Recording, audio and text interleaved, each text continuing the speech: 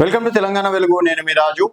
30 రోజులు సీఎం ఉన్నా పిఎం ఉన్నా ఎవరు కస్టడీలో ఉన్నా వారి పదవి ఊస్ట్. ఇప్పుడు మనం చూసుకున్నట్టయితే నేటి భారత్లో దాదాపు ఒక్కొక్క రెండు సంవత్సరాలు జైల్లో ఉండి మళ్ళీ తర్వాత తీరా ఎన్నికలకు వచ్చి సీఎంలు అయిపోతున్నారు, పిఎంలు అయిన సందర్భాలు ఉన్నాయి, మినిస్టర్లు అవుతున్నారు, ఎమ్మెల్యేలు అవుతున్నారు, ఎంపీలు అవుతున్నారు. బట్ ఇప్పటి నుంచి మాత్రం ఎవరన్నా తప్పు చేసి లోపలికి వెళ్తే మాత్రం ఇక నో చాయిస్. ఒకవేళ ఆ బిల్లే ఓకే అయితే ఈరోజు రేవంత్ రెడ్డి గారు కూడా సీఎం అయ్యేటోడు కాదు, చంద్రబాబు నాయుడు మళ్ళీ సీఎం అయ్యేటోడు కాదు, జగన్మోహన్ రెడ్డి మళ్ళీ సీఎం అయ్యేటోడు కాదు. ఈ విధంగా ఎవరు కూడా సీఎం అయ్యే అవకాశాలే లేకుండే అని చెప్పేసి కూడా చెప్పుకోవచ్చు. మరి 30 రోజుల తర్వాత ఎవరు జైల్లో ఉన్నా వాళ్ళు బయటకు వచ్చినా కూడా వారు సీఎం కావచ్చు, పిఎం కావచ్చు, పదవులు ఉచితం అని చెప్పేసి అన్నారు. మరి బిల్లు ఎంతవరకు సక్సెస్ అవుతుంది అనేది మనతో పాటు ప్రస్తుతం మాట్లాడడానికి గోపాల్ శర్మ అడ్వకేట్ గారు ఉన్నారు, ప్రముఖ న్యాయవాది, హైకోర్టు. గోపాల్ శర్మ గారు నమస్తే అండి. నమస్తే, చెప్పండి. గోపాల్ శర్మ గారు, నిన్న కేంద్ర ప్రభుత్వం తీసుకొచ్చినటువంటి బిల్లు ఈరోజు పార్లమెంట్ వేదికగా కూడా ప్రవేశపెట్టడం అనేది జరిగింది. ఇది ఎంతవరకు పాజిటివ్ బిల్ అని చెప్పేసి అనుకోవచ్చు అండి?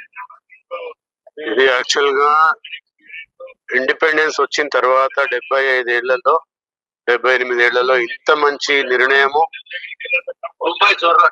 టీవీ ఓకే, ఇంత పెద్ద గొప్ప నిర్ణయము ఏ ప్రభుత్వం కూడా తీసుకోలేదు. ఓకే, ఈ ప్రభుత్వం తీసుకున్నందుకు ముందుగా వారిని హర్షిస్తున్నాను. ఓకే. ఎందుకంటే కరప్షన్ చేసే పొలిటీషియన్స్ కి ఎప్పుడు ఏ కోర్టులో కూడా శిక్షలే పడవు, అధికారులు బలి అవుతారు. మనం ఎన్నో కేసులు చూసాం.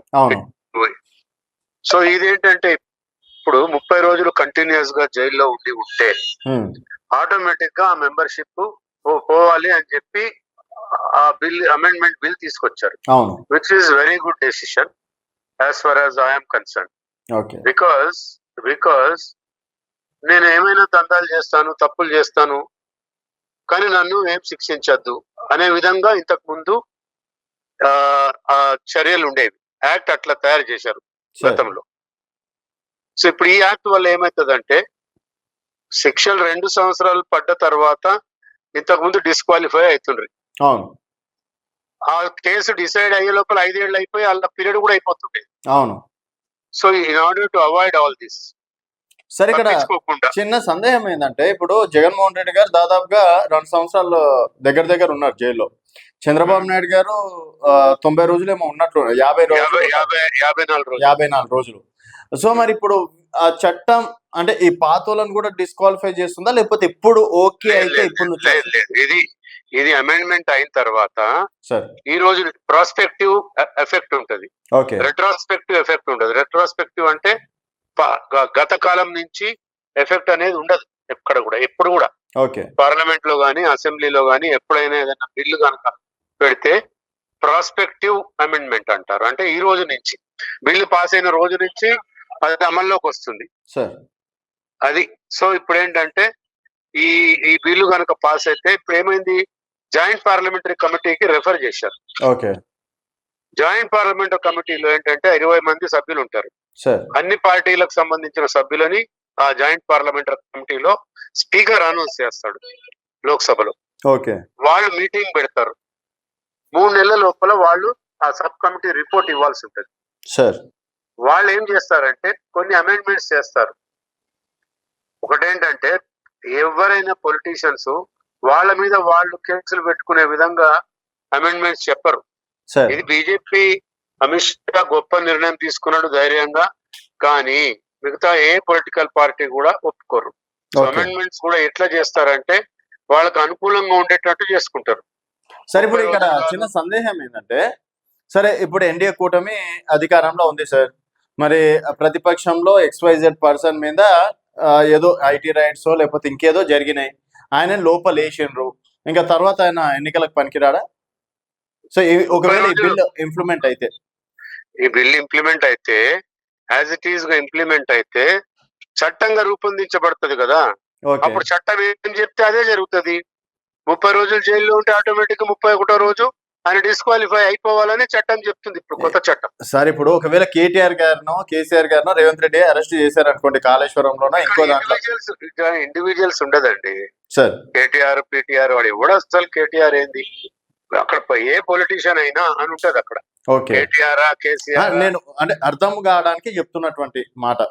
లేదు అట్లా ఉండదు. అది ఏ పొలిటీషియన్ అయినా తప్పు చేస్తే కేసు పెట్టినప్పుడు వాళ్ళు కనుక 30 రోజుల కన్నా ఎక్కువ జైల్లో ఉంటే ఆటోమేటిక్ గా డిస్క్వాలిఫై కావాలని చట్టం చెప్తుంది ఇప్పుడు కొత్త చట్టం. నెక్స్ట్ ఎన్నికల్లో పోటీ చేయొచ్చా వాళ్ళు? అది డిసైడ్ చేస్తారు. అది అందులో అది అనేది అది ఈ బిల్లులో ఇంకా పెట్టలేదు. Okay sir. Main case prove అయితే అప్పుడు నెక్స్ట్ ఎలక్షన్ లో డిస్క్వాలిఫై చేయాలా లేదా 6 అది వేరే, మళ్ళీ అది వేరే సబ్జెక్ట్ కంప్లీట్ గా. దీనికి దానికి సంబంధం లేదు. డిస్క్వాలిఫై అనేది ఎప్పుడైతుంది, ట్రయల్ అయిపోయి శిక్ష పడ్డ తర్వాత ఆ జడ్జి గారు తీర్పిస్తారు. రాబోయే 6 సంవత్సరాల దాకా నువ్వు పోటీ చేయడానికి వీలు లేదు అని చెప్తే తప్ప మీరు చెప్పే 6 సంవత్సరాలది అప్పుడు కనుక అప్పుడు ఇంప్లిమెంట్ అవుతుంది. ఈ ఇవాల్టి అమెండ్మెంట్ కి నిన్నటి అమెండ్మెంట్ కి మీరు అడిగే 6 సంవత్సరాల దానికి సంబంధం లేదు. Okay, right. Okay sir. So మొత్తానికి బిల్లు వల్ల అవినీతి కావచ్చు, అంటే మంచోళ్ళని ప్రజాప్రతినిధులుగా ఎన్నుకునే అవకాశం ఉంటది. అవినీతి చేసే నాయకులకి ఇది డెఫినెట్ గా చెంపపెట్టే. బట్ వర్కౌట్ అవుతుంది అనుకోవచ్చా సార్ ఇప్పుడు ఉన్నటువంటి పరిస్థితుల్లో? ఇప్పుడు వీళ్ళకి లోక్సభలో బలం ఉంది, అవును, రాజ్యసభలో బలం ఉంది సార్, పాస్ అవుతుంది, ఏముందన్నా. ఓకే, సో ఇకపైన రాజకీయ నాయకులకు మూడినట్టే అయితే. మూడాల కూడా సార్ ఇట్లా అడ్డగోలు వ్యవహారాలు చేసి 1,00,000 కోట్లు దోపిడీ చేసి నా మీద కేసు పెట్టద్దంటే ఎట్లా? Okay sir. ఈ భూ ప్రపంచంలో ఏ ప్రభుత్వంలో జరగనంత అవినీతి గత ప్రభుత్వంలో జరిగింది సార్. జరిగి ఇవాళ కోర్టుకు పోయినారు స్టే కోసం కాళ్ళ వేళ విషయం మీద. ఓకే, అంటే నువ్వు 1,00,000 కోట్లు తినాలా, నిన్నేమనద్దా? ఓకే, అదే తంతు కనపడుతుంది కదా ఇవాళ హరీష్ రావుది కేసీఆర్ ఇవాళ కోర్టులో జరిగిన కేసు. ఇప్పటిదాకా నేను కూడా ఉంటే అదే కోర్టులో. సో ఇవన్నీ ఏంటంటే కరప్షన్ చేసే నాయకులకి చెంపపెట్టు. ఇప్పటికన్నా వాళ్ళు జాగ్రత్తగా వ్యవహరించాలని కోరుతున్నాను. Okay sir, thank you sir, thank you so much. So మొత్తానికి 30 రోజుల్లో అవినీతి చేసిన, కరప్షన్ కావచ్చు, ఇంకేదైనా చేసిన, XYZ పనులు చేసినా కూడా 30 రోజులు ఈ బిల్ ఇంప్లిమెంట్ అయితే 30 రోజులు ఎవరైతే జైల్లో ఉంటారో ఆయన ఎమ్మెల్యే కావచ్చు, సర్పంచ్ కావచ్చు, ఎంపీపీ కావచ్చు, ఎంపీటీసీ కావచ్చు, జెడ్పీ చైర్మన్ కావచ్చు, మినిస్టర్ కావచ్చు, ఎంపీ కావచ్చు, సీఎం కావచ్చు, పిఎం కావచ్చు, అందరికి ఒకటే రూల్. ఇకపైన ఈ బిల్లు కనుక ఇంప్లిమెంట్ అయ్యింది అనుకోండి, రాజకీయ నాయకులు ఒళ్ళు దగ్గర పెట్టుకొని ఉండాల్సిందిగా కోరుకోవచ్చు మనం కూడా. లేదు ఇంకా కక్ష సాధింపు చర్యలు అది ఇది అనేది కూడా కోర్టు చూసుకుంటుంది. బట్ ఇప్పటి నుంచి బిల్లు కనుక ఇంప్లిమెంట్ అయితే ఎవడైనా అవినీతి చేద్దామన్నా, తప్పు చేద్దామన్నా, ఇంకేదైనా చేద్దామన్నా కూడా లోపల ఒక భయం అనేది ఉంటుంది. దానివల్ల ప్రజాస్వామ్యం కరెక్ట్గా ధర్మం 4 పాదాల పైన నడుస్తుంది అంటారు కదా, ఇప్పుడు చూస్తే ఒక్క పాదం మీద కూడా నడవట్లేదు.